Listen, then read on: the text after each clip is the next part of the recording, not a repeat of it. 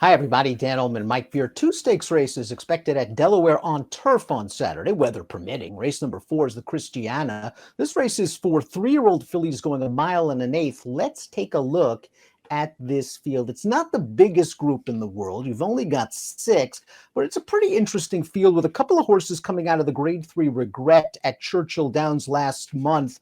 Miss Riddler, Mike, was 4th last time out in that race. She showed speed. I think she's going to get to the lead again. Yeah, I do too. I mean, it's hard to look at this race and not think that she's just going to control the action in here from the rail down. To me, it's supposed to make her pretty tough. She's really lightly raced. She ran fine in a much tougher field last time at Churchill Downs. I got to think she's the clear horse to beat in here. And throwing up the Timeform US pace projector, they have Miss Riddler up front with Facciabella, the number 2, close. I think Gatita Suave stretching out and stepping way up in class is going to have to try to show some speed. And if this pace gets hot, expect the 5 Sabalenka and the 6 Hang the Moon are 2 horses that we know they run hard in the stretch once they get the right setup. Yeah, exactly. We'll see if it plays to their favor at all in this race, Dan. It feels like this pace projector. And just looking at this race on paper, it feels like maybe it's a pretty big issue for the 6 in particular, Hang the Moon, who's run really well in all 3 of her turf starts. She just doesn't have a lot of speed. Miss Riddler won her first 2 starts, including her 2023 debut, which was also her turf debut, which was also off of a very long layoff, and she utilized her speed to wire that field. She went to the lead in the Regret. She had no excuses that day, other than it was probably a better field, with the runner-up coming back to run 3rd in the Belmont Oaks the other day, a Grade 1 with an 84 buyer. If she gets loose under Declan Cannon, she could be a handful against these horses.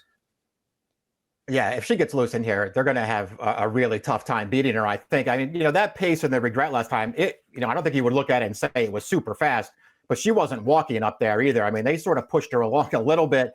And when they challenged her in the stretch, the horses that ran 1-2 were just a lot better than she was, and she couldn't fight them off. But all in all, it wasn't a bad performance. Any kind of improvement in this race, Dan, and an early advantage in this race, she's hard to run down. Facciabella, the number 2, has beaten a country mile last time out at Delaware, but that race was on dirt, and I think she's just better at this point in her career on the turf, as evidenced by this race, a first-level allowance at Tampa on April the 15th. And she's had a good stalking trip in this race, Mike. She's going to come with a run. She'll finish a solid 2nd. Her lone start against stakes competition, against graded stakes competition, the Florida Oaks, she wasn't embarrassed in that race. She didn't run well in the Sanibel Island, a listed stake 3 starts back, but I think she has enough tactical speed to work out a good trip. Yeah, I thought so too. I think she will be more forward this time. We'll see if it makes any kind of a difference. I don't know how much of an advantage it will be for her, Dan, to be up on the pace with Miss Riddler, who just might be better than she is, but we'll see. I was a little bit concerned just the fact that her 2 stake starts on the turf weren't great. Your point's well taken, though. Her Florida Oaks wasn't bad. She was a huge price that day. Connections might be looking to grab some black type with the 3, Gatita Suave, who's stepping up out of the conditioned claiming ranks. Here she is last time out, finishing 2nd in a 2-life claimer, going 5.5 at Laurel. She's over and behind horses turning into the stretch. We'll see Gatita Suave ease to the outside. She'll come with a good run behind a sharp horse. The winner of this race came back to win a starter allowance with a 75 buyer speed figure, but we have distance and class questions she'll have to address. Yeah, she runs okay in here. She's making a pretty nice late run into this race to gain ground without really threatening. There are obvious things working against her here, Dan. All the things you just mentioned, up in class, stretching out in distance. 30 Thou Kelvin, the number 4, is a horse that showed a little bit more tactical speed last time out in the Wonder Again, a race where she was wired by a nice horse, a horse that came back to run 2nd in the Belmont Oaks with an 85 buyer. Her prior start at Pimlico, she fell far behind early, and I don't think that style really worked very well over the rock-hard turf course at Pimlico that weekend. She's run some okay races. I just want to see a step forward now. We kind of know what she is. It's a horse that runs buyers in the low to mid-70s. She'll probably have to run a little quicker. I feel the same way about her. I'm not sure how good she is, but I do think you're right in that she doesn't really have to be that far back early in this race. So maybe the trip will really work out for her, Dan, and we'll see one of her really good races. I mean, I certainly don't think she's overmatched by this field. Again, I'm not sure how good she is, but I do think she can get the right trip in here. Sabalenka finished behind Miss Riddler last time out in the regret. You can argue she's just been overmatched in 3 graded stakes races since winning an allowance in her final start as a 2-year-old. And it's worth noting that in that allowance race, she showed enough adaptability to get right up on a very slow pace. So if this pace is kind of moderate, I would think Sheldon Russell will have Sabalenka a lot closer to the pace than she's been against tougher competition in her last few. Yeah, I think that's a good point. That when the pace isn't there, she can be closer. The flip side of that, though, is in some of her other good performances, she's really had good setups to close into, and sometimes she takes advantage of it, sometimes she doesn't.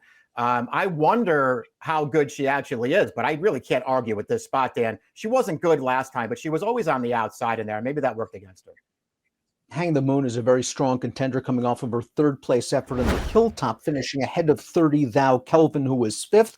Hang the Moon was just far behind early, and it seemed that speed carried for the most part on the turf this weekend. Hang the Moon, to her credit, is going to make a nice little run here and get up to finish 3rd. I thought this was a good try, finishing strongly in between horses. She did get a very fast pace to rally into in this race. It'll be an interesting situation from a pace standpoint this time, because she might not get those kind of fractions.